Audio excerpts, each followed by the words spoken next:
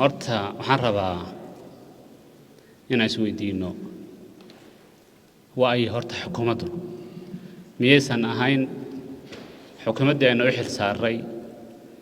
inay qabato adeega bulshada inay adeegayaashii bulshada inay noqdaan miyaynan ahayn taynu shalay lahayn waxaan u baahannahay maamul magaalo waxaynu u baahannahay degmo cabashooyinkii noocaas ah kuwii loo soo gudbinayay miyaysan ahayn shalay markaynu sidaa lahayn haddii innaguna waxaynu ka turjumaynay baahiyaha ka jira degmooyinkeenna iyo dadkeenna iyo tabashadoodii baynu soo gudbinaynay markaynu soo gudbinnay ee laga jawaabay inaynu maanta booq ka keenno waxaan u arkaa waxaan munaasab ku ahayn iyo inay tahay lagu qabasho intaan markaan ka gudbay aan u soo noqdo horta gobolku sidiisaba waa xidhiidhinu waa meelihii kala fogfogaa iyo degmooyinkii kala fogfogaa sidii loo isugu soo dhoweyn lahaa weeyaan ma aha meel mashaariic bixisa ma aha meel mashaariic lagu qabto oo biyogelin iyo bahjeed lagu maamulaya ma aha taa horta inaan saa u fahanno oo aynu ku mashquullo iyadana ma aha markaan u soo noqdo degmooyinka fikir ahaantaydaan waxaan qabaa degmooyinkani inay yihiin degmooyinkii ugu mudnaa markii dhinac walba laga eego tusaale haddaan kuu soo qaato shaxda buuhoodle oo kale xildhibaankii ka soo jeeday ee qabal ahaan ku soo bixi jiray halkanuu inala fadhiya sanad walbana waxaan idhahdaa degmada iyada fiiq gacanta iigu taag miisaaniyad intaa leeg inay hesho wuuna ila ansixiyaa maxaa diidaya markaa walaalkay inuu helo degmo inuu helo meel uu matalaad ku inuu helo meel bahjeedkiisii aniguna aan ula ansixiyo waxa weeyaan markaa meelahani meelihii ugu habboonaa weeyaan in la ansixiyo oo golaha xildhibaanada waxaan ka codsanayaa in loo ansixiyo meelaha kale tabashadu ka jirto intaynu ansixino wixii tabasha way jiraysaa xukuumadda iyo kabaneegu meelana kumayna khaldamin ma odhan karo wixii khalad laakiin in hoos inta loo eego oo dib loogu noqdo in mataqaanaa berri baa loogu soo dari karaa raxmadda ilaahay baa dhulka ma wada gaadho dhammaan degmooyin lama wada heli karo maamul magaalooyin lama wada heli karo lama cabanayana lama odhan karo cabashadu waa iman waxaan xukuumadda iyo kabaneega iyo mas-uuliyiinta ay khusaysa ka codsanaynaa dadka cabashada qaba inay si gaara u eegaan inay si hoose arrintooda inta u baadhaan ciddii u qalanta in loogu soo daro hadda waxaan isku haysanaa ina waxa weeyaan meel heblaaya mudnayd oo ka maqan mooyaane kuwan hadda layna hor keenay ma mudna cid leh ama xildhibaan lihi ma jiro dhammaanta waa isku raacsannahay marka aniga fikir ahaanteeda waxaan qabaa in la ansixiyo wixii kale ee dambe in mataqaanaa sideeda loogala xaashimo hal tala bixina yaan ku darayaa u dambaysa anigu kolley fikrad baan soo jeedin lahaa fikraddaan qabo waxa weeyaan maanta horta waa maalin taariikhi ah golahani waa golaha lixaad waa markii ugu horreysa in qaab dhismeed deegaanka ah macnaha golahan la hor keeno waa maalin taariikhi ah dhinaca kale maanta sharaxaaddii halkan laga soo jeediyey ee xukuumaddu ay soo jeedisay ama wasiirka cadaaladdu uu soo jeediyey hadday degmo noqoto iyo hadday counsilkii noqoto iyo gobolkaba ee xukuumaddu ay soo jeediyeen waxaan dhihi lahaa run ahaantii waa qaab dhismeed macnaha ugu cadaaladsan inta macnaha qaab dhismeedyada deegaanka macnaha dhismaha la soo maray taa dhinacyadan ka eegaya waxaa weeyaan kulley sharaxaad badan baa laga bixiyey dhinacaan ka eegayo waa marka koowaad ee maaragtay dhinaca adkaynta xuduudaha xoogga la saaray baa ahayd qaab dhismeedkan gudihiisa waa marka labaad ee dhinaca macnaha dadka in badan caqirnaa ee macnaha xagga matalaadda in la xuso inta deegaankani uu jiro la xusi waayey ay ka wada muuqdaan waa marka saddexaad waxaa iga dhex muuqda in istiraatiijiyadda siyaasadeed ee deegaankeenna wax badan ay ka bedeli doonto gaar ahaan xuduudaha dhinac walba markaad eegtid degmooyinka hadda la sharxay la soo dhigay inay dhinaca macnaha jiritaanka deegaankeenna mustaqbalka inay wax ka qaban doonaan sidoo kale in dhinaca adeeg bixinta meelaha aan hore loo gaarin ay ka dhex muuqdaan in macnaha dadka degani ee in badan tabashada qabay ay macnaha sida adeeg hufan ay u heli lahaayeen ay macnaha inay ka muuqdaan midnimada Soomaaliyeed waxay ku jirtaa in iyadoo la eegayo intaasoo sano dadkii macnaha tabashada qabay ee macnaha aan wax matalaad aan haysanin in matalaad la siiyo goobo aan hore weligeed ba adeeg dawladeed aanan gaarin oo tabashadu ay ka taagan tahay adeeg la gaarsiiyo waa wax ka muhiimsan ma jirto maanta macnaha halkan aan u fadhino ma jirto waxaan matalaad u nahayna waa intaa weeyaan in dhinacayaas aan ka eegno ayaa looga baahan yahay run ahaantiina bayaankan golaha fulintu way ka soo doodeen way isla qaateen guddiga joogtada ee namatala shalay oo dhan bay u fadhiyeen gelinkii hore way ka doodeen oo isla qaateen annaguna ka xildhibaan ahaan maadaama procedure-kii loo baahnaa oo dhanba la soo mariyey waxaan ugu waajibaa inaan macnaha fikradeenni ka dhiibanno kadibna aan ansixinno baan ugu waajiba hadda tusaale markaan soo qaato gobolka Daawa council iyo kullay hadda waxa iga dhex muuqda degma iga dhex muuqda gobolkii dhammaa xaruntii macnaha gobolku waa qabale waa meel tuula waa qabale weeyaan way mudan tahay in laga dhigo macnaha inay macnaha sida gobolada kale oo macnaha inay noqoto degmo ama ismaamul magaalo inay noqoto way mudan tahay walaaladeenna kale inay dhahaan meelaha noocaana marka la isugu imaanaya ma guddiga fulinta ama cabinetka haday noqoto iyo guddiga joogtaduba inay macnaha meelaha noocaana iyo tan iyo meelo kale oo lamidaba in la soo dhigaa ahayd fikrad saliima inta la soo dhigo war meelahaas ku habboon ee meelaha seen yeelayn la dhahaa ahayd anigu waxaan qabaa qaab dhismeedka maanta ee xukuumaddu ay soo dhigtay run ahaantii qaab dhismeedka ugu wanaagsan ee dhinac walbaba marka la eego dhinaca siyaasadda dhinaca matalaadda dhinaca adkeynta xuduudaha dhinaca adeeg gaarsiinta dhinac walbaba marka laga eego ka ugu fiican maadaama uu yahay procedure-kii loo baahnaana uu soo maray waxaan leeyahay in maaragtay la ansixiyo ayaan qabaa aadna wada maasantiin anigoo waqtiga ka faa'iideysanaya markaan ka hadla ajendaha qaab dhismeedka dawlad deegaanka Soomaalida waxaan aaminsanahay inuu yahay mid xoojinaya adeeg bixinta guud ee bulshada adeeg ay heli lahayd xoojinaya amniga iyo ilaalinta deegaanka xoojinaya ka jawaabista cabashooyinka shacabka maadaama 7 sano isbeddelka cabashooyin badan oo shacabka ay jireen oo xukuumadda soo gaarayay waxaan aaminsanahay inuu yahay mid xoojinaya midnimada iyo walaalnimada ummadda Soomaaliyeed haddii aan tusaale soo qaato gobolada hadda la soo kordhiyey 4 gobol anigu waxaan ka mid ahay guddoomiyaasha gobolada waxaan guddoomiye ka ahay gobolka Liibaan hadda wuxuu ka mid yahay gobolada la kala jaray degmooyinka Goradaamoole Gorabaqsa markaan u soo baxayo waxaan ku qasbanaa in gobolka Afdheer 3 degmo ka mid ah aan soo dhaxmara degmada Doolobay Hargeyle iyo Jarati waa dareemi kartaa gobol mas'uulka u sareeyay markuu tagayo degmooyinka qayb ka mid ah aad gobol kala sii dhaxmaraya maanta ma aaminsani haddii lagu fiiriyo indha caafimaad qaba oo Soomaaliyeed kala jaritaanka maanta gobolka Liibaan la kala jaray in loo arkayo si kale dhanka degmooyinka soo kordhay waxaan aaminsanahay taariikhda deegaanka Soomaalida degmooyinka soo kordhay inay yihiin kuwa ugu cadaaladsan ee ugu xaqiiqsan tusaale shalay waxaan leeyahay xadkan deegaanada kala la leenahay degmooyin baa laga sameeynaya maamul magaalooyin baa laga sameeynaya saaki markii aan sameeynay ee saaki xukuumadda ay soo bandhigtay meelihii ku habboona iyo bulshadii ku habbooneed ee shalay adeeg aan helaynin cabashooyinka qabtay aan wada aaminsaneen in ay mudan yihiin in la siiyo degmo ama maamul magaalo waxa ila qurux badan deegaanka ummadda ku nool waxa anfacaysa oo dhammaanteed ay ku wada joogi karaan in qaab cadaalad ah looga adeega cid walbana cid kale wixii ay hesha ay ku qanacda oo ku faraxda waa sax way jiraan meelo mudna oo maanta helin laakiin haynteena darteed ma suurtagelaysa hal mar in deegaanka dhan laga wada dhiga degmo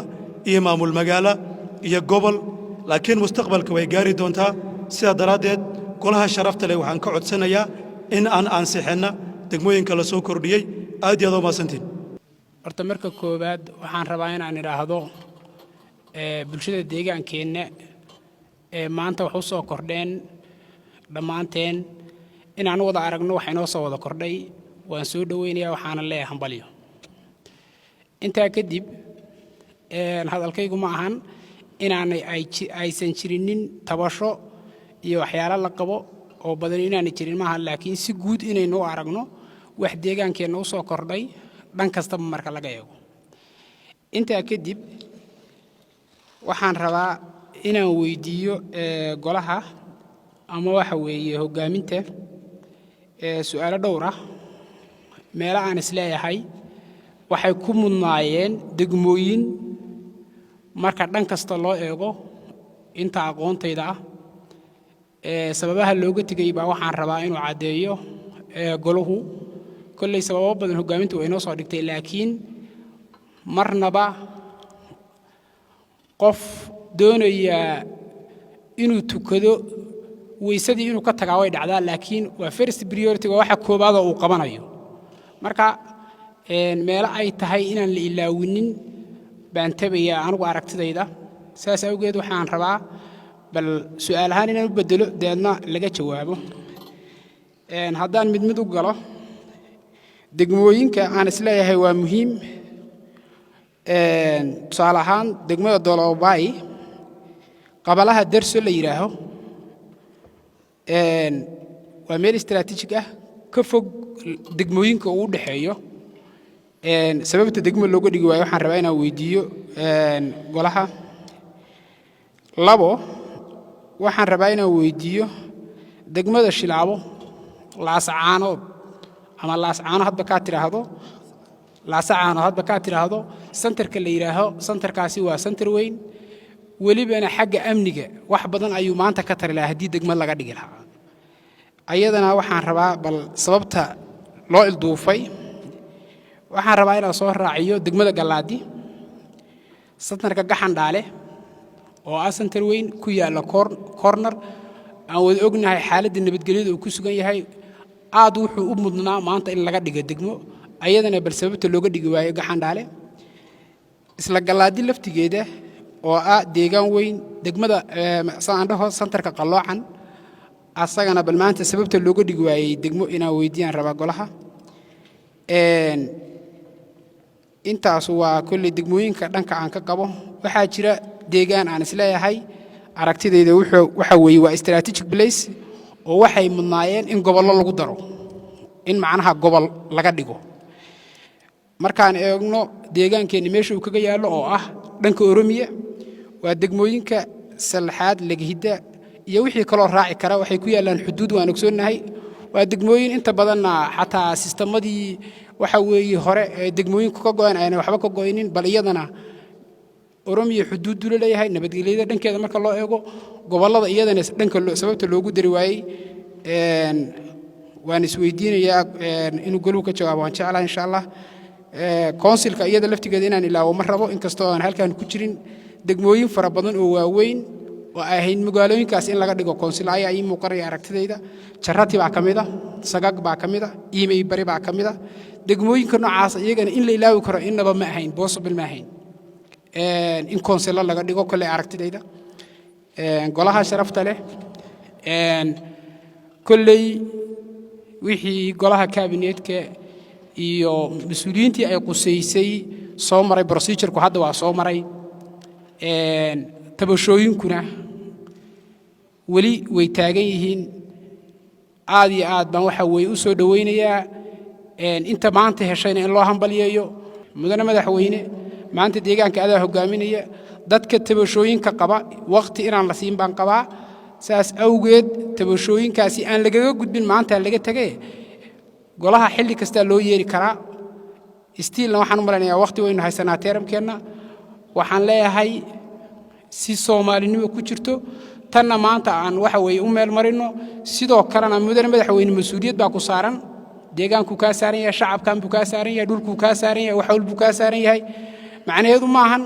inaad waxa weeye 10 milyan oo indhood leedahay oo shacabka indiisa aad wada laakiin mas'uuliyadda baa ku saaran golahoo dhan buu saaran yahay madaxweynaha kaliya madaxweyne ku-xigeenka xisbiga dhammaan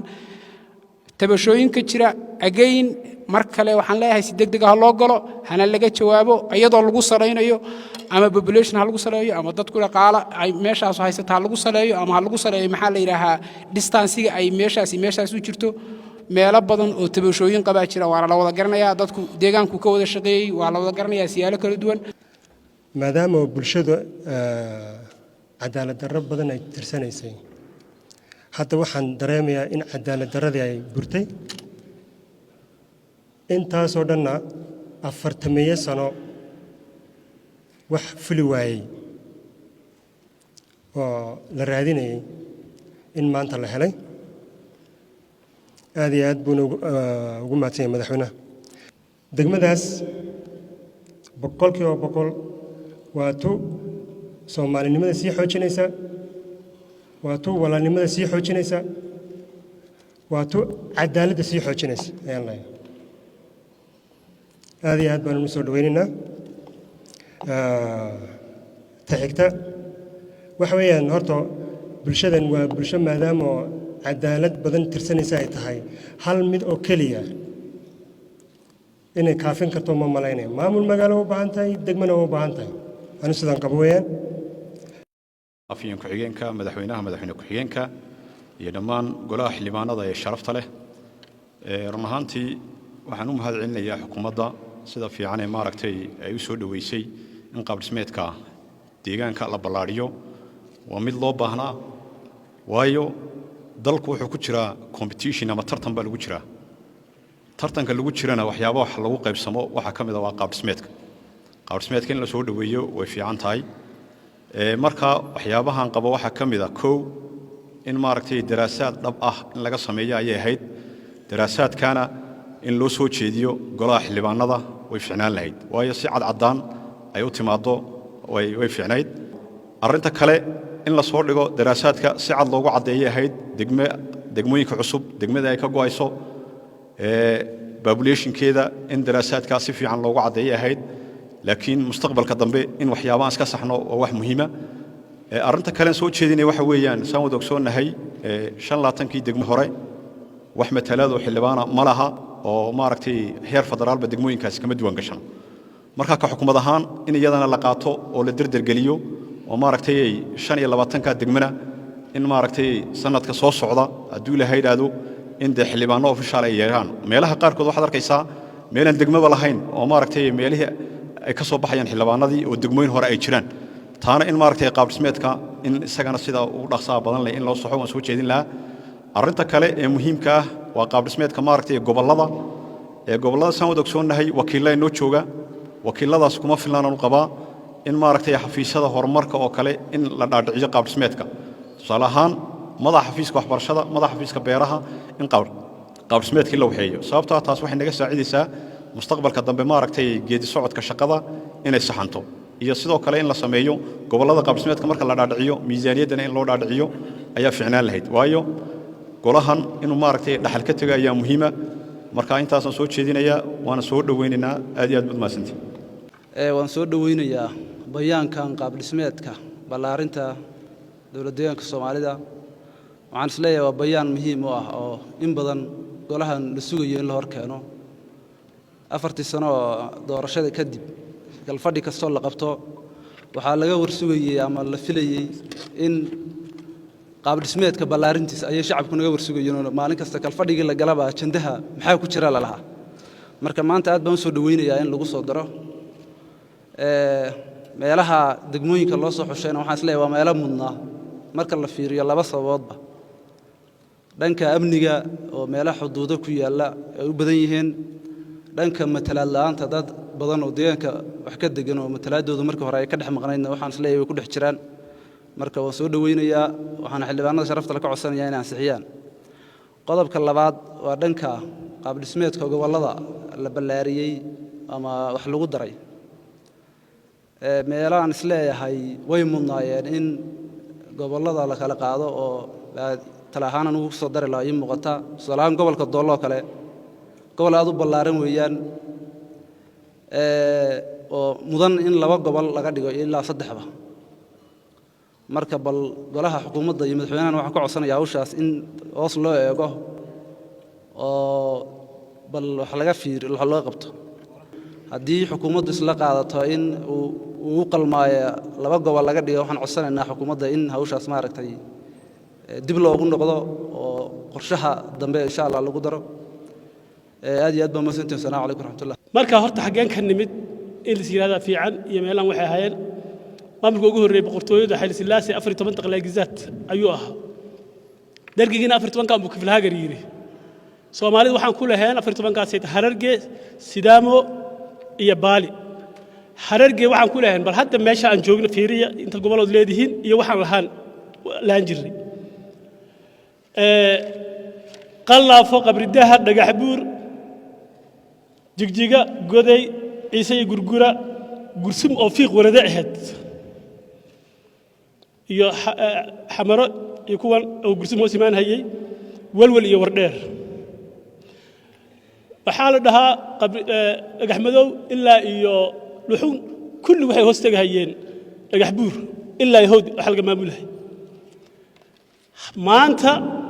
fiiq marka hore hoos tagaysay alxamdulillah markii dambe uu dargiga structure-ki dambe u bedelay markii hal sano u arsantay inuu dhaco iyo wixii ka horeeyay gobol bay noqotay kadib maanta fiiq waa laba gobol waa erar iyo maxaa la dhahaa nogob waa 15 degmo oo waxa aad loogu farxo meel aan dhalin mala horta hal degmo oo 5 dhashay baa jirto waan ku faraxnay dhammaan degmooyinkan markaad tagtid afar bay ahaayeen maanta 11 ayaa la maraya iyo hadda ku soo biirayba kadib waa Sidaamo Hararge waxa laga maamulahayay awaash ka soo bilaaw ilaa iyo Feerfeer dhulkan hadda xagganayto Western oo deegaankeena ah ee hadda gobolka laga dhigay waa jarjar iyo gaara guraaja ay ku dhex jireen maba dad ahaanba looma dirsaneenba waxaad meesoo dheh ilaa iyo meelahan kale kuwan kale isarniga ahana ayagana waxay ku jireen ciisana gurgura awraaja maanta ka soo wada dhaxbaxeen laba iska dhaaf saddex gobol hadii la siiyay waa wax lagu farxo ka soo tag Sidaamo waxa laga soo maamulayay awaasa ka soo bilaaw ilaa doolo odo 6 gobol bay lahayd 6 gobol annaka hal gobol kuma aan lahayn waxaan ku lahayn oo hoos imaanaynay areero oo hadda mooyaali meelahan daawo gobolka la yiri uu hoos imaanayay oo wax degmo sheegtaba aan ku lahayn doolo odo iyo mooyaali maahine meel wax ahaydba ma laha dhulkaasna maanta dhan laga bixi jirin maanta meeshay marahayaanna waan la soconaa inta gobol ay heleen in wax loogu biiriyo maahine wax marka annaka arrimahaas oo dhan yani adeeg noqota inta ka soo kacay awaas inta soo socotid 600 kilometer meelaha oo hal degmo aan ku lahayn heerkaatan soo maray ilaa wixii ka soo tag guradha moole iyo dhulkan la sheegayo baali bay hoos maanayeen baali waxaan ku leeyahay ceel karri awraaja waa meeshan hadda ceel karri la dhaho awraaja bay ahayd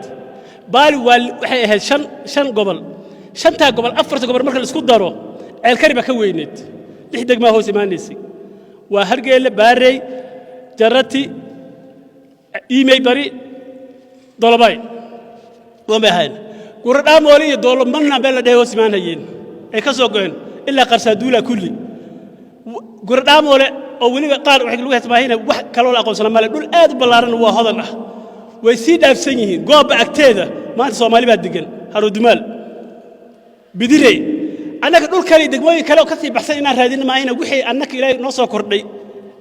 إن كسي وحق ما هين دول كلا دهور صلاحات يو وحي كنا وابي أوراج بكتير سنين هين لو ما أقول سنين وحلو لن عن هلا ولا ليال والتاجسنا هاي خلا سيان لا هاي وحي كلنا وافردونا مامول مقالوينك قولهن وحو بيان بكل شيء مامول مقالوينك ديجان ك إنه شرعي جماعة هل بالقول لسايا هل بيان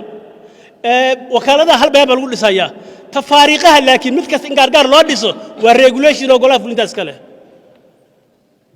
تاو أنا قابك أفهمنا مالك سهل مقالة إن الله كان ما أنك هل مربان سني أودنا أنك سين الريجوليشن نفته هذا هذا رتي وكالة صار نقول كرتان تاو متقار كذا قابك وإن لو فهمه وكالة كسمر كان إنسان إن الله كان ما أساس وكالة ده horumarinta waan asaasnay finished hal bayaan regulation laakiin wakaalad hebel in dhahan iyaga u taalla qabale shigishig iyo isku raraan iyo waxaas inay sameeyaan golaha fulinta u taalla waan siinay dastuurkan ugu horeeyay degmooyinka gobollada awood baan siinay waan xoojinay bay ahayd markii aan dib u habeynta sameynay 1994 ayaan ka noqonay waan fududeynay decentralization maadaama uu yimid hadda nafteedu waxyaalo badan oo lagu noqonayo ayaa jira awoodo badan oo madaxweynaha ka maqan baa jiro awoodo golaha fulinta ka maqan baa jiro awoodo annaka naga maqan baa jiro hadda golaha wakiilada Night Federation rag baan u diraa hal sharci oo la sheegayo dastuurkeenna inaan dad annaka aan doorano u diro ma jiro waxyaalo badan oo saad qabiya nooga hajiree dastuurkeenna aan isku soo noqono aan habeysano waa maasantiin maanta kuwan la soo dhigay waa kuwa istaraatiiji ah xaq dhaqaale markaan ka eegno biyadu waxa weeyaan meeshii ugu dhaqaalaha badnayd degmadii jigjiga xilligii la dhihi jiray iyadoon ahaynba tan tuli biyadu meesha ugu dhaqaalaha badan bay ahayd tuli markay noqotayna saasoo kale waxaa jiray waa administrative boundary ethnic boundary maaha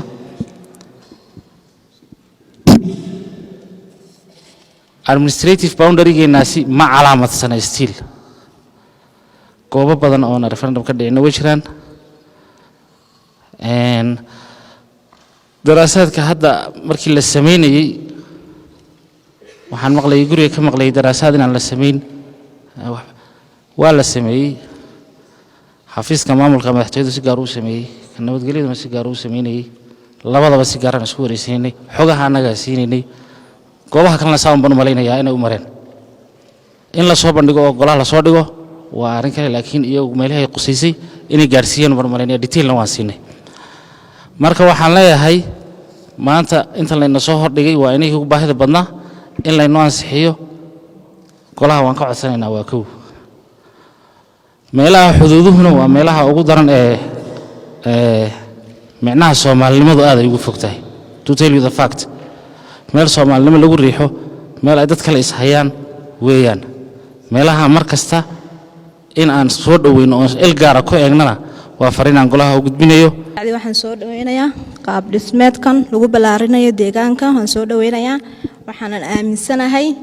in kaabineedka uu madaxweyne ugu horeeyo ay si fiican ay u eegeen oo ku saleeyeen goobi ay baahidu ka jirtay baan aaminsanahay golaha sharafta leena waxaan ka codsanayaa inaanu u ansixino walaaleyna wax helay maadaama nahay xildhibaanadii matalayay deegaankoo dhan degmadeyda haddii wax heli weyso degmo x ay hesho aan dhaho degmadeyda wax ma helin waa qalad inaan u wada ansixino walaaleyn wax helay aan ku wada faraxno baan ka codsanayaa golaha sharafta leh waad mahadsantihiin bayaankan la soo jeediyey kulay 4 sano aan xildhibaanada ahayn dooda ugu badan ee golowna ka imanaysa waxay ahayd maxaynu maamul magaalooyin u ansixin laanahay maxaynu magaalooyinkeena u horumarin laanahay dadkii dulmanaa ee nidaamyadii inaga horreeyey cadaalad darrada ka tirsanayey maxaynu xuquuq u siin laanahay maanta dood ka duwan baa golaha ka soo baxaysa taasoo ah dadkii aynu aaminsanayn inay cadaalad darro tuumayaan inaan u aragno wax gaar ah inay u soo kordheen deegaankeennu waxaan wax la qaybsannaa dal 130 milyan oo qof ka kooban waxaynu wax kula qaybsan karnaa midnimo Soomaaliyeed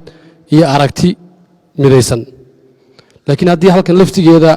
aragtida taala noqoto midii tuulooyinka oo aan ka duwanaanin mid aqoon-yahan mid Soomaalinimo waa dhibaataynteeda la eg dadka cadaalad darooyinka tirsanayay ama dadka cadaalad darrada tirsada haddii cadaalad ay heli waayaan waxay keeni amni darro inay timaado in dal ama dad dana shisheeye aaminsan ay amniga ku khalkhalgeliyeen maadaama ay cadaalad darro tirsanayaan oo ay aaminsan yihiin in xuquuqdoodii la duudsiiyey anigu shakhsiyan waxaan aaminsanahay in degmooyinka si sax ah loo wajahay maamul magaalooyinkana meelo waxaa jiri kara degmooyinta u qalmeen ama de aan waqtiguna saamixin marka waxaan qabaa waxaa qodobadooda la diidaa dowlad Soomaali diid ah dowlad calan diid ah sidii nagu horreeyey laakiin dowlad astaantii Soomaalinimada dhaqankeennii calankeenii soo celisay oo u taagan midnimada ummadda Soomaaliyeed ee deegaankan in shuruucdeeda iyo bayaanada ay ina soo horkeento in la ansixiyo ayaan aaminsanahay marka xildhibaanada sharafta leh waxaan ka codsanayaa inaan bayaankan cod buuxa ku ansixinno waad mahadsantihiin waxaan rabaa inaan fikirkayga ka dhiibto dib u habeynta qaab dhismeedka maamulka ee deegaanka ee goluhu maanta ay u fadhiyaan gaar ahaan arrimaha quseeya degmooyinka iyo maamul gobollada markaan ku horeeyo degmooyinka waxaan aad u ixtiraamayaa oo aad aan ula dhacay nidaamka siyaasadeed ama sababta siyaasadeed ee uu madaxweynuhu soo jeediyey ee ka dambeyso in degmooyin lagu soo kordhiyo deegaanka anigoo ixtiraamay taas oo run ahaantii una bogay waxaan meesha ku caddeen nidaam technical ah oo sax ah oo loo maray oo ciddii wax heshay aynan u arag cid lagu mana sheegtay wax la siiyay aynan u arag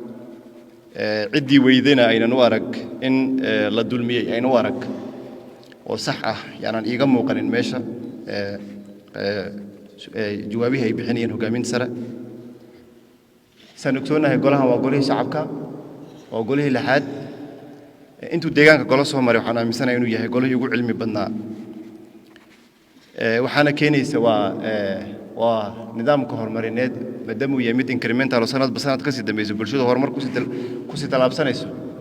aqoontana saas oo kale cidda ka sii dambaysa teknolojiyadda iyo casriga kaga sii dambaysa ka sii cilmi badnaanaysa marka waxaan aaminsanahay golahan inuu yahay golihii ugu cilmi badnaa ee deegaanka soo mara waxaan nagala sugayaa wax waaqica oo standard ah oo formulo sax ah oo inaan ummaddu jidayno oo meesha degmo noqonayso intay iyadu isqiimayso iyadoonan cidna waxba ka baryan golo kabineen aynan sixinin golo baarlamaan ay sixinin ay iska garan karta inay degmo tahay ciddii aan waynaysana ay iska garanaysa inaynan degmo noqonaynin oo waxyaabihii degmo ay ku heli lahayd ay ka maqan tahay iska garanayso inaan horta jidayno oo nidaam sax oo standard aan jidayno yaa aad ugu wanaagsanaalee sababtoo ah hadda haddii ay fikir noqoto berina kuwa naga dambeeya ayagana fikirkoogun bay ku salaynayaan marka dhanka kale degmooyinkan hadda soo kordhay waxay nagu soo kordhinayaan waa administrative cost inta badan miisaaniyaddeeni deegaanka wax badan oo ku kordhay ma arka markaad weliba fiiriso currency devaluation-ka ku dhacay lacagtiina markaad fiiriso miisaaniyaddeeni wax isbeddel oo korodha hoosaas oo la taaban karo ku soo kordhay male marka administrative costigaa soo kordhay waxay burden ku noqonaysaa horumarkii kale ee mashaariicaha iyo waxyaabihii kale aan kaga faa'iidaysanayn ee degmooyinka sii jiray adeegyadoodii mashaariicihii taagnaa dhammaystirkoodii ayay burden ku noqonaysaa baan aaminsanahay haddii aan qaldanahay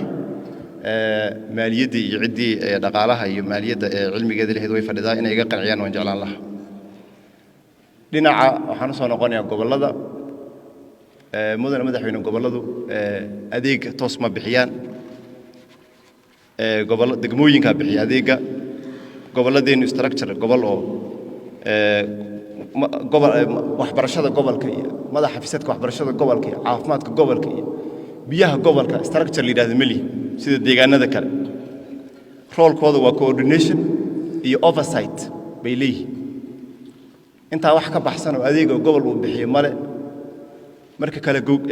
dadka gobollada deganna cadaalad darro badan baa jirto oo in badan aynu wejiga ka dadbannaa jirto dadka Soomaaliyeed oo gobollada wada dega oo walaala way ku kala bandaan karaan tirada saas ay tahay markaad fiiriso qaab dhismeedka gobolka naftirkiisa 12 ah waxa inta badan moodaa reerka u tuweyn inay isku celceliyaan gobolka gaar ahaan golihiisa fulinta inay isku celceliyaan koow laba iyaga isqaybiyaan waxa iyagu sarriftaan dadka kale ee la degan inta badan ee walaalaha aan la xasuusanin baad moodaa oo cadaalad darro soo noqnoqoto laga garaabo laakiin wejiga laga dadbaday inta badan marka kale goongoynta gobolladan hadda wax saas oo soo kordhinaysa anigu wax uma arko shakhsiyan waxa ka wanaagsanaan lahayd inaan structure gobol maanta aan dadku ansixino oo heer santarada deegaanka laga dhisay ay gobolladu dhisi karaan adeegyada hoose ee caafimaadka biyaha iyo waxbarashada dadka aad ugu baahan yihiin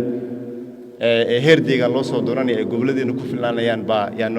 noogu wanaagsanaan lahayd baan aaminsanahay waan soo dhawaynaynaa marka hore oo waan ku faraxsannahay in deegaanka annaga qaab dhismeedkiisa la ballaariyo oo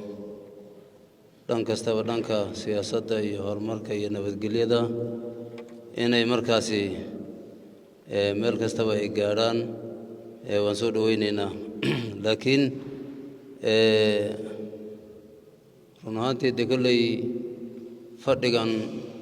baarlamaanka ama golaha lixaado hadda aan u fadhinno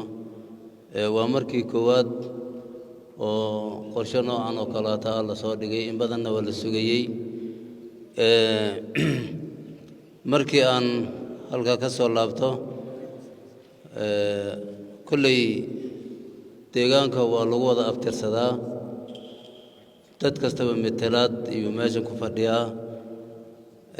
nin baa hadda ka hor yidhi ilaahu roobna sii nin geel ka maqan baa yidhi marka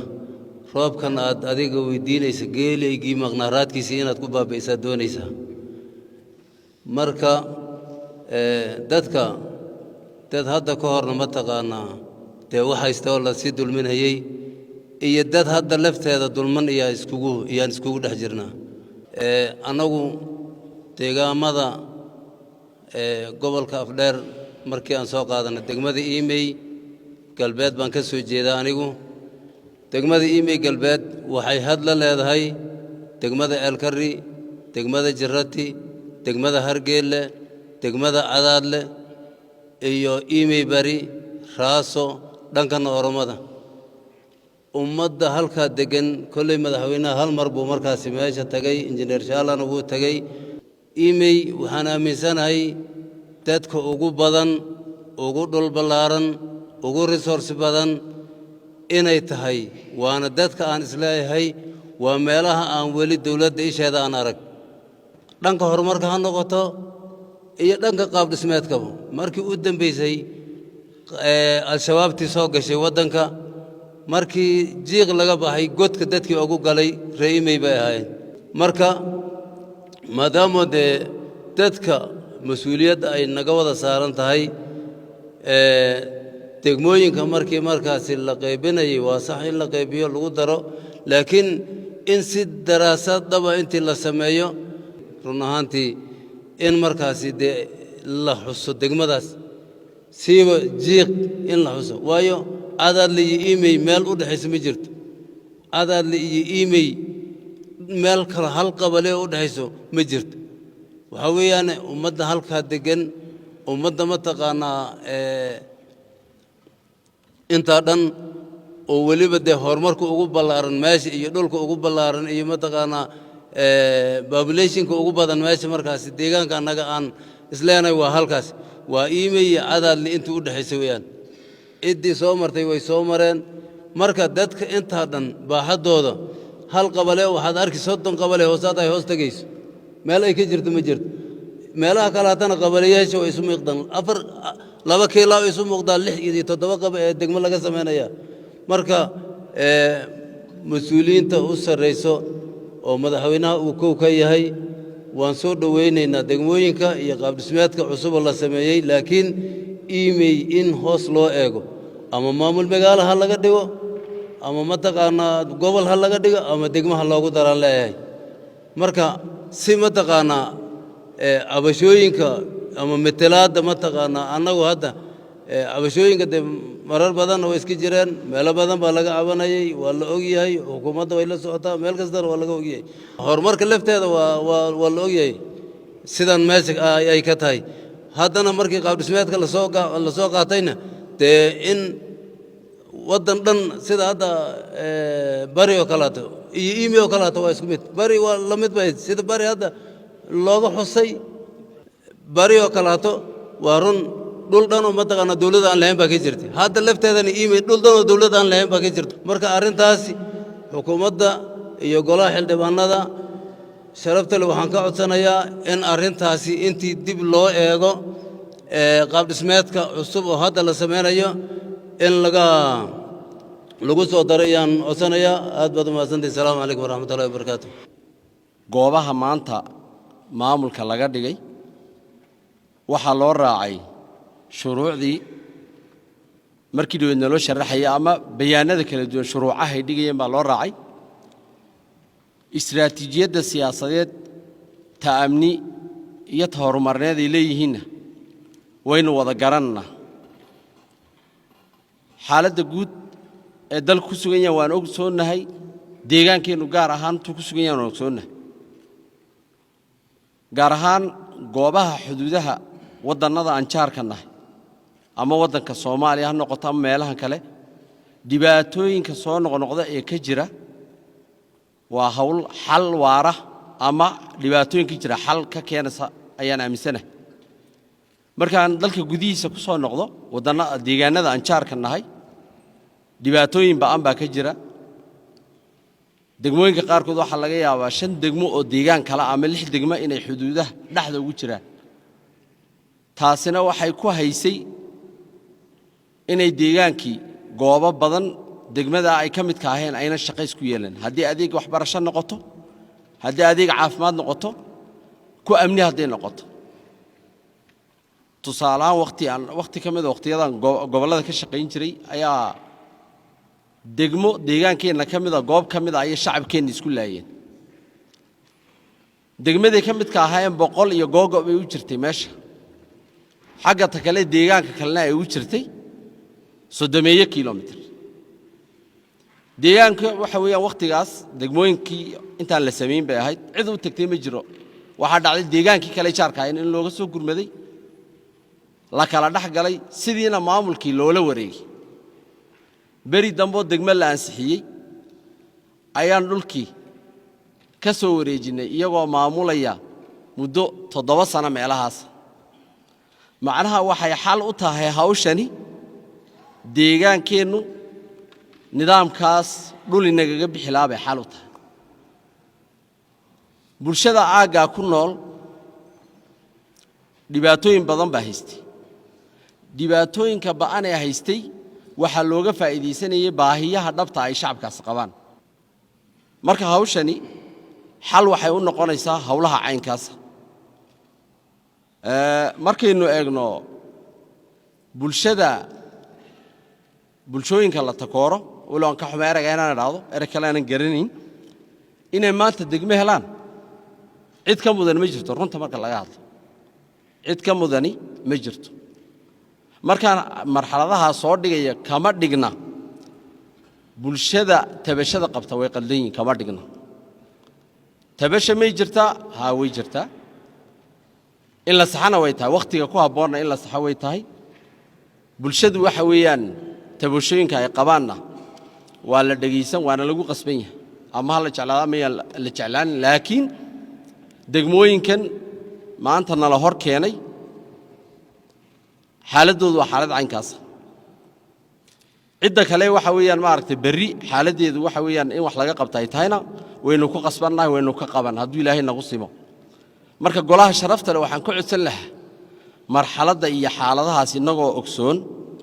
kuna xisaabtamayna hawshanina ay u tahay hawl badbaado deegaankeenni iyo dadkeenni badbaadinaysa inuu golaha sharafta leh waxaan ku codsan lahaa hawsha inoo ansixiyo golaha fulintuna ay hawlaha kale tabashooyinkii wixii jira waqti ay qaataan ay dib saa ugu eegaan xildhibaan kastana dee meel baa laga soo doortay matalaadiisu waa deegaanka taani inaan aamino waa muhiim ani magaalada Jigjiga laga soo doortaa laakiin waxaan ahay xubin matala bulshada deegaanka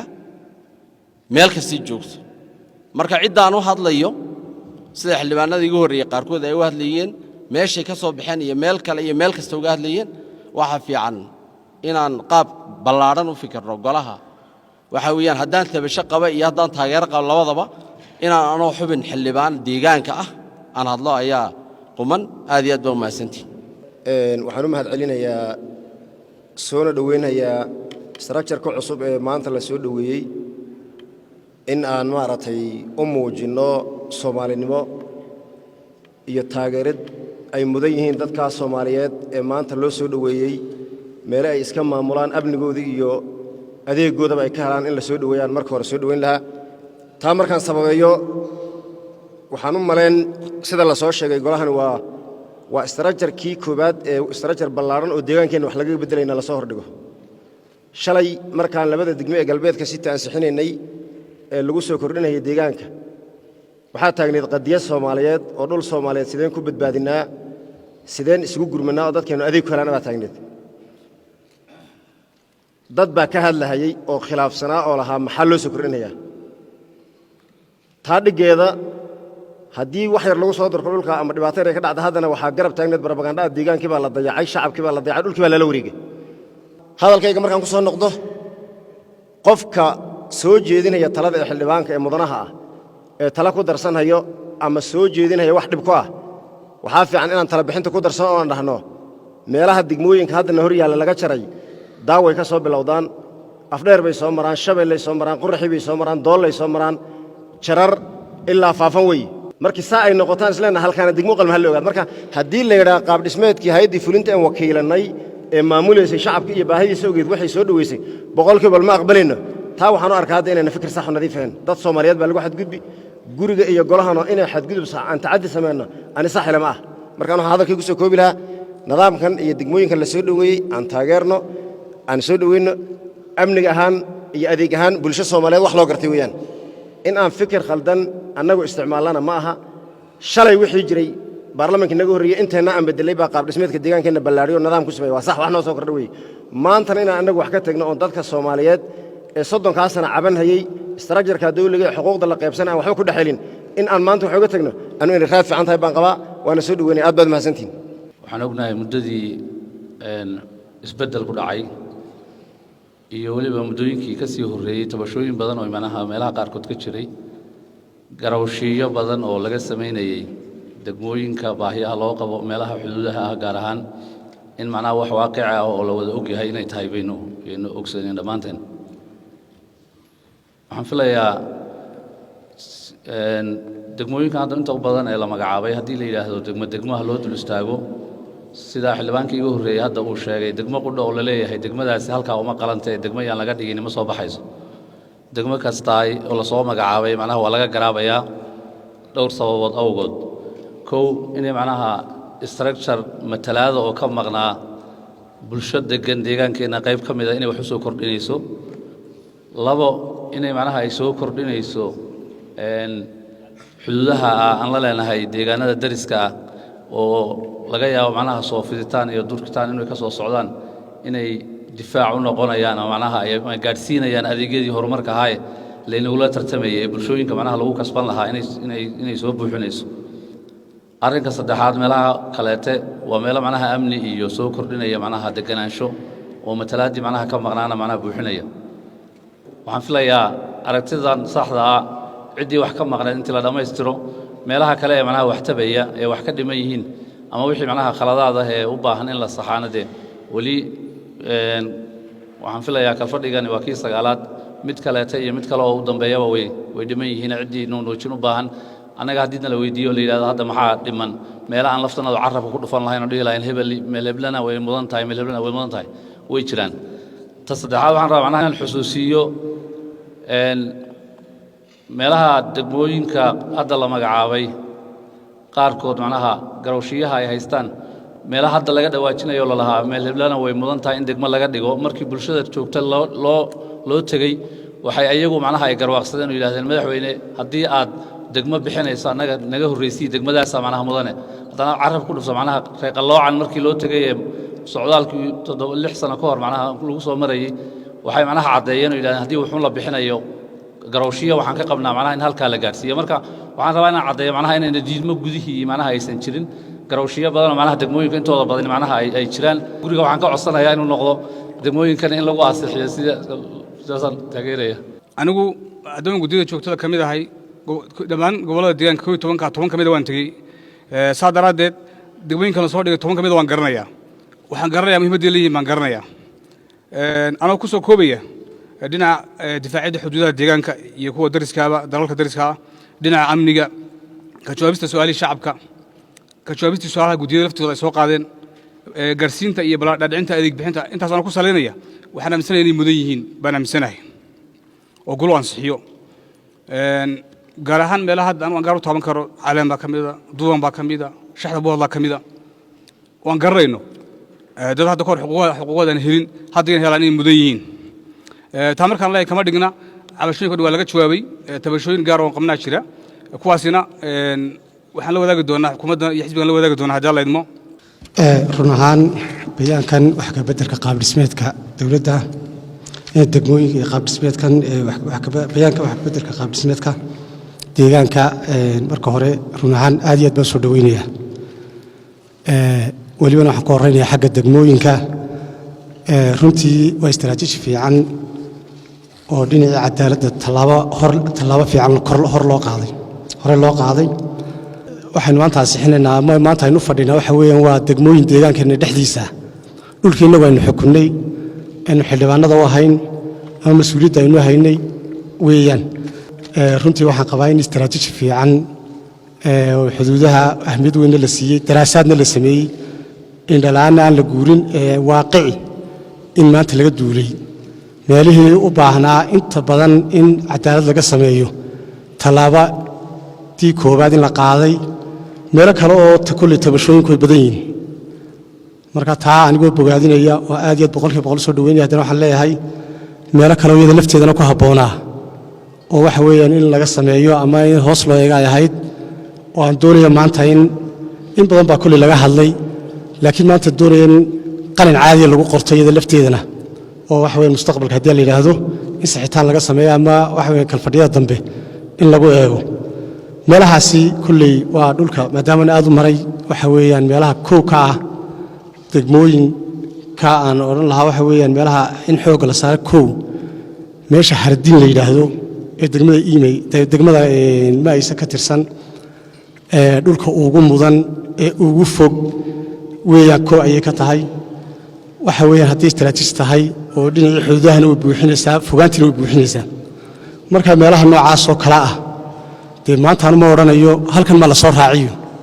laakiin maadaama cadaaladdii la horseeday oo cadaalad maanta ay tahay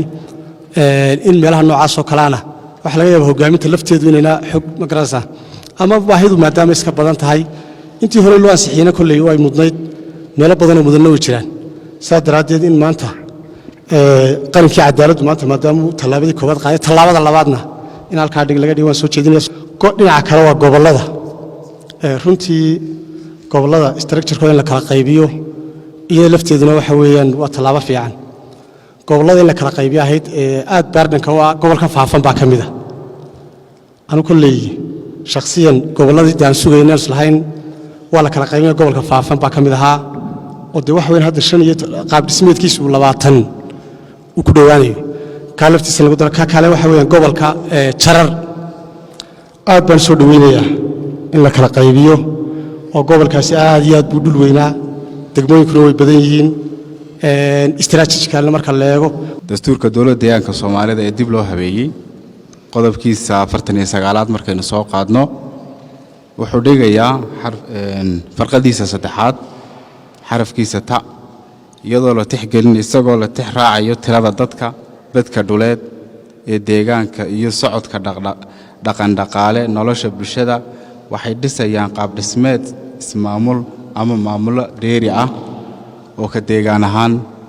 aynu leeyahay goluhu taasoo awooddiisa ay tahay waxaan soo dhaweynaynaa qaab dhismeedka dowladda deegaanka soomaalida lagu soo kordhiyey haddii gobollo tahay iyo haddii maamul magaalooyin tahay iyo haddii ay degmooyin tahayba iyadoo taa aan tix raacayno bayaanka siinaya golaha fulinta inay iyagu gobollada iyo maamul magaalooyinka ay siiyaan mid la mid ah inuu qodobkani siinayo golaha inay iyagu darsaan iyagoo saddexdaa qodob ka eegaya in ay maamul magaalooyinka ama tuulooyinka ay ku daryeen degmada ama deegaankaba inay iyagu soo darsaan nala sameeyo kabacdi daraasaadka dhammaystiran ee lagu sameeyo dhaqaale badeed iyo dakhliba in loo soo bandhigo golaha iyadoo si cadcadaan leh ay ka dheehan tahay hase ahaatee hadda bayaankan limkalena soo hordhigay wuxuu sheegayaa oo keli haataa magaca iyo qaab dhismeedka lagu samaynayo golaha dowladda deegaanka soomaalida hase ahaatee wax daraasaada oo tixraaca iyo maabkii dakhligii iyo badkii ummadeed ee dadka tiradoodii ee halkaa loogu talagalay inay lagu sameeyo ka degmo ahaan ama ka tuul ahaanba midna ma caddo degmadii horese waxa dakhliya iyo saameyn bulsho ay ku keenaysay bulsho ahaan laftigayga lagama jirin oo daraasad rasmiya oo la soo bandhigay ma arkayno marka taasi mayna ahayn baan leeyahay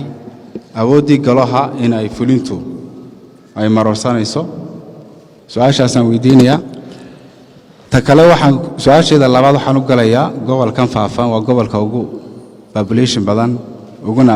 administration badan degmo ahaan iyo maamul ahaan marka la eegaba caasimaddii deegaankan ay ku taalo wuuna mudnaa in la kala qaybiyo waana gobolladii ugu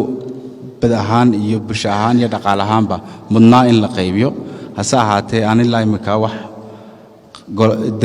gobollada la soo qaybiyo aan ku jirin markaa sababta maxaa keenay taasaan weydiinayaa asalaamu calaykum waraxmatullahi wabarakaatu wax ka beddelka qaab dhismeedka kolley waxaan qabaa inuu yahay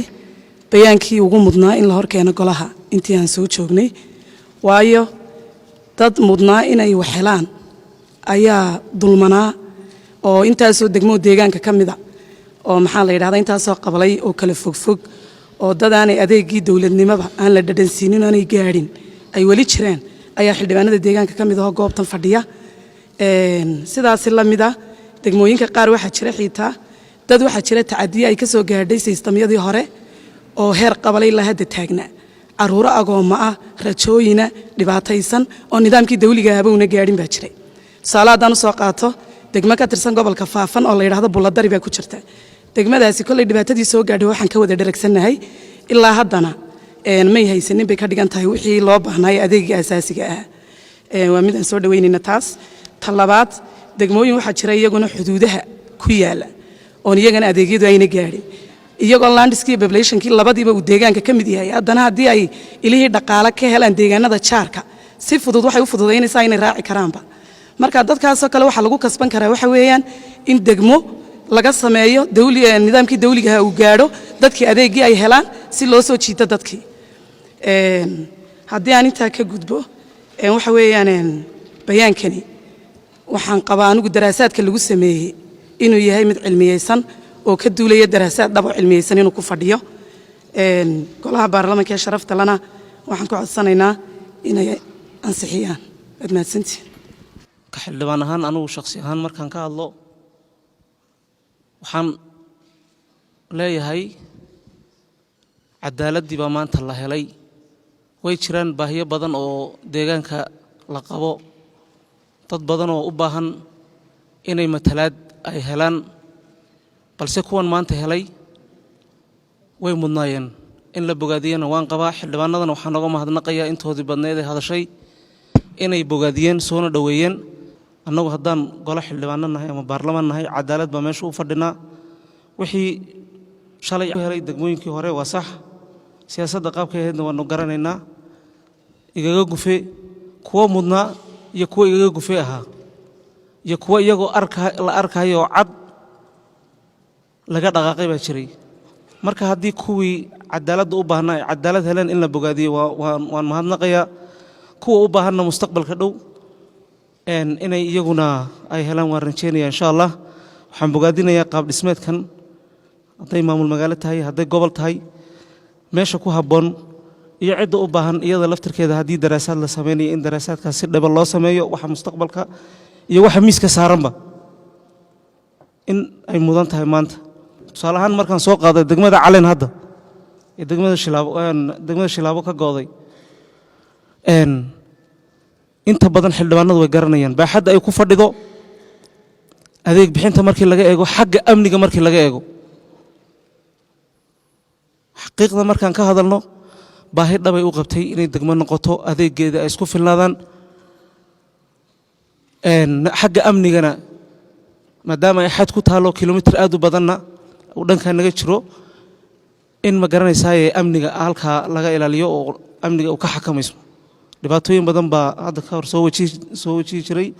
marka waxaan leeyahay oon bogaadinayaa golaha xildhibaanada ee sharafta lena aan ka codsanayaa in daraasaadkan la sameeyey ee la soo dhigay inaan annagoo cadaaladda eegayna u heelanayna matalaaddii ummadda shacabka aan matallo hadday noqoto keliya uma hadlahayo degmada hadda aan ka hadlay tusaaloon baan u soo qaatay dhammaan degmooyinka aanu u hadlayo waxaan codsanayaa wixii daraasaad u baahan dhabana in daraasaad lagu sameeyo hadda mustaqbalka dhow wixii hadda miiska saarana inaan ansixino hadday gobol noqoto iyo hadday degmo noqotoba aad baad mahadsantihiin iyadoo lagu saleynayo arrimaha leegay hadday xagga amniga noqoto xagga horumarka xagga dhaqaalaha midnimada bulshada iyo xagga siyaasadda si guud gobol amba degmo ama ismaamulka soo beer kulli waa guuli noo soo beertay horta in xanka loo eego qaab dhismeed la bixiyo wax micnaha ma leh laakiin habka loo hirgeliyo amba yoolkii ujeedadii laga lahaa markuu fuliyo buu qaab dhismeedkaas noqonaya qaab dhismeed fiican xagga amniga haddii looga dan la wax ka qabto xagga horumarka wax ka qabto xagga waxaa siyaasadda wax ka qabto oo dowladnimada la gaadhsiiyo goobaha ayna gaadhin guud ahaan deegaankeennu marka deegaanku waxaan qaban waa deegaan ballaadhan hal maalin tabashadiisa lagama wada jawaabi karo kulli gacanteennay ku jirtaa maanta waa 14 degmo halkaasaan fadhinaa haddii 200 degmada ansixino seen doonaan u gaadhsiinna miisaaniyadda ma wada qancayno tabashadu way jiri uun gobol kastana in wax loo beeriyo waxa weeyaan beeri helo uu rabaa marka hal maalin kuma wada lagama jawaabi karo room hal maalin laguma dhisin 15 sano markaan soo eegnay deegaanka 250 degmo ahaa 15 mara hal mara 25 mara laba mara marka 15 sano hadda waxa u dhaxeeya 50 iyo 7 degmo yaa soo beertay goboladu 9 2 4 15 marayaan magaalooyinku 4 2 4 30 bay marayaan أنا سجود وحنا قباون جودي بريسيليم كاوشن سويعي قولي فلنت ديجان كسويعي جودي جوجت هذا حلبنا ذا سويعي هنا سحنو تبشوين ك يملا كلاو بهن وجران هندرسنو كالفرق وكانوا معها كيس ده حبلات بقابن لحي بلاد بلقابن كودك دجا لقابن إنت سيف عن لو درسو هنسمينه ملاها قشيدة لقصو بحيي لقوقنا إكرام وحنا قباون أرنت للدرس هاي إن لحوجيو واللقوة قنعو maadaama cadaaladdu ay taa ku xidhnaan doonto daraasaad fiican inta la sameeyo meesha u qalanta populationkayga square kilometerka ay ku fadhido baaxaddeeda waxa weeyaan xagga amniga waxay kala dhanka siyaasadda waxay kala tahay in la sameeyo baan qabaa marka si guud gobol aan maanta waxidin ma jiro amba degmo ha gaadho amba ismaamul ha gaadho amba gobol ha gaadho baahiduna way sii kala darnaanun waa la sii rabay hadda aanu garan baan degmo la rabaa waxa weeyaan hursaan la rabaa dayac baan la rabaa hardiin baan la rabaa marka baahidu way jiri uun marka aanu xagga wanaagsan aanu aragno hal xisbi iyo hal aragti maadaama loo nahay wixii caawasho jirana in si fiican loo darso oo kalfadhiyada la keeno bay noqon doontaa marka hawshaas aan aragnaa oo saxnaan qaba wad masantiin waxaan ugu horeyn waxaan si kala laaba ah u bogaadinayaa go'aanada cadaaladda ku dhisan ee xukuumadda ay qaaday kuwaas oo fursad u furay shacabkii lagama maarmaanka u qabay in la arko la maqlo lana tixgeliyo marka waxa anaga waan bogaadinaynaa haddii aan nahay xildhibaanadii deegaanka waa fursad u soo korodhay shacab badan oo u arkayay in la tixgeliyo la maqlo la arko waa maalin taariikhi ah waa maalin muujinaysa in deegaanka oo dhan laga dareemayo waxqabad run ahaantii xukuumadda waxay muujisay go'aamo iyo garasho siyaasadeed oo aan la dafiri karin oo lagu saleeyay baahida dhabta ah ee shacabka ay qabeen waxaan leenahay tani ma aha oo kaliya isbedel waa isbedel maamul ma aha waa iftiin waa albaab u furmay horumar adeeg bulsho iyo kalsooni ay dad badan sugayeen muddo dheer run ahaantii waxaan rajaynaynaa go'aanada taariikhiga ah in loo bedelo ficil muuqda laguna dhaqmo si cadaalad ah iyo hufnaan ku dheehan tahay ugu dambayn anigoo ka faa'iidaysanaya fursadayda qaaliga ah waxaan leenahay waan bogaadinaynaa waana soo dhawaynaynaa xildhibaanada sharafta lena waxaan ka codsanaynaa inay cod buuxa noogu ansixiyaan aad baad u mahadsantihiin